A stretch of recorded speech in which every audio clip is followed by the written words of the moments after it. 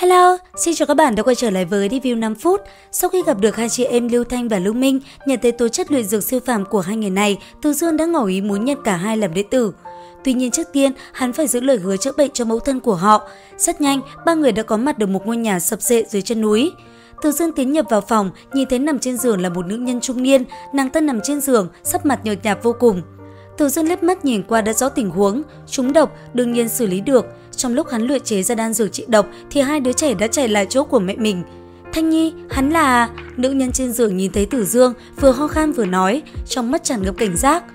Đây là ân nhân cứu mạng của con, Lưu Thanh nói, sau đó kể qua chuyện gặp phải Từ Dương ở Dược Sơn Trang với mẹ của nàng, khiến cô không khỏi cảm thán. Rất nhanh, đan dược đã được luyện chế xong.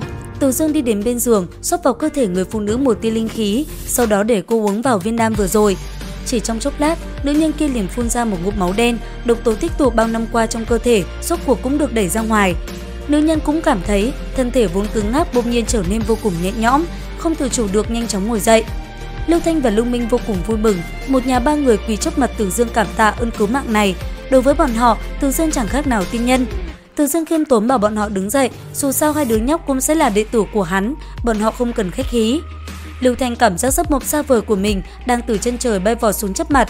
Cô bé ngước nhìn Từ Dương lễ phép hỏi: nếu ta học xong luyện đan, ta cũng có bản lĩnh cứu người như sư phụ vừa cứu mẹ ta sao? Từ Dương vừa cười vừa đáp: vừa rồi chỉ là một vấn đề nhỏ, nếu ngươi học được 1/1000 của ta, người đã mất bọc lại thì Từ Dương cũng không có vấn đề. Đang lúc mọi người cười nói vui vẻ thì một giọng nói hung ác truyền đến phá tan bầu không khí tốt đẹp: Phương Phong Thúy, nộp tiền thuê nhà. Một giây sau, cửa nhà gỗ rách nát bị bàn chân to lớn đá văng, toàn bộ nhà gỗ khẽ run lên, phát ra âm thanh két két, khiến người ta cảm giác như sắp sụp đổ. Sau đó, một nam tử trung niên bước vào cửa. Nhìn thấy bọn họ, Phương Thúy hốt hoảng, lần trước chẳng phải cô đã nộp đủ 3 lượng bạc cho 1 năm tiền nhà rồi sao? Hà cớ gì lại đến đây đòi thêm? Không nói lý được, hắn ta nhìn sang phía Lưu Thanh đang nếp sau người, Từ Dương châm biếm: này nhóc con, người này là ai? Nhân tình của mẹ ngươi sao? Từ Dương nghe xong chút sút nữa cứng họng, loại người này hắn đã gặp nhiều, nếu không cho bọn chúng một bài học thì có lẽ chúng sẽ không dễ dàng buông tha. Gã trung niên chưa bị thua thiệt ai bao giờ, thấy Từ Dương tỏ ra thái độ không coi gã hắn ra cái gì, bởi vậy gã ta kêu đồng bọn xông lên xử lý Từ Dương. Phương Thúy sợ đến choáng váng, cô chỉ biết ôm lấy hai đứa nhóc đứng sau Từ Dương. Khi đám người kia cầm đao to búa lớn xông lên, Từ Dương thậm chí còn không động tay.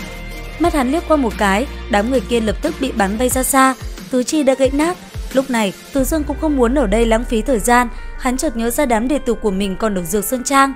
Bởi vậy, Từ Dương xuất ra linh thuyền, kêu 3 người lên đó, hắn thu nhận Lưu Thanh, Lưu Minh làm đồ đệ, đương nhiên không bỏ mặc mẫu thân của chúng. Đợi trở về Thiên Lam Tông sẽ cho bọn họ một cái hậu viện, không cần ở lại cái nơi khỉ ho cò gáy này. Rất nhanh 3 người ngồi trên linh thuyền đến thẳng Dược Sơn Trang.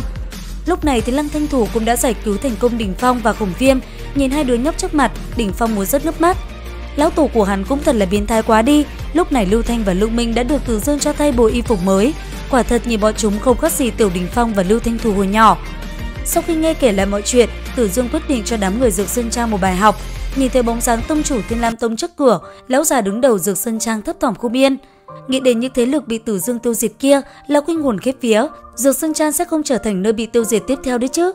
Tuy nhiên, khi Từ Dương đến nơi, hắn không có làm bất cứ chuyện gì quá đáng, chỉ muốn nói mở luyện đan sư về luyện dược cho mình mà thôi. Chu Thiên nghe đến đó, thở dài một hơi, chỉ cần không phải tới diệt cả tông môn của lão là được rồi. Lão khẽ cúi đầu đáp: đại nhân, chuyện này dễ xử lý, ngài cần luyện đan sư nào nói với ta là được rồi. Từ Dương cũng mỉm cười thản nhiên nói: ta nghĩ có thể ngươi còn chưa hiểu được ý của ta muốn luyện đan sư nửa đời sau đều luyện chế đan dược cho ta, nếu không thì... Chu Thiên toát mồ hôi lạnh, mặc dù lão vô cùng e ngại Từ Dương, nhưng mà chuyện này cũng quả thật là quá đáng rồi.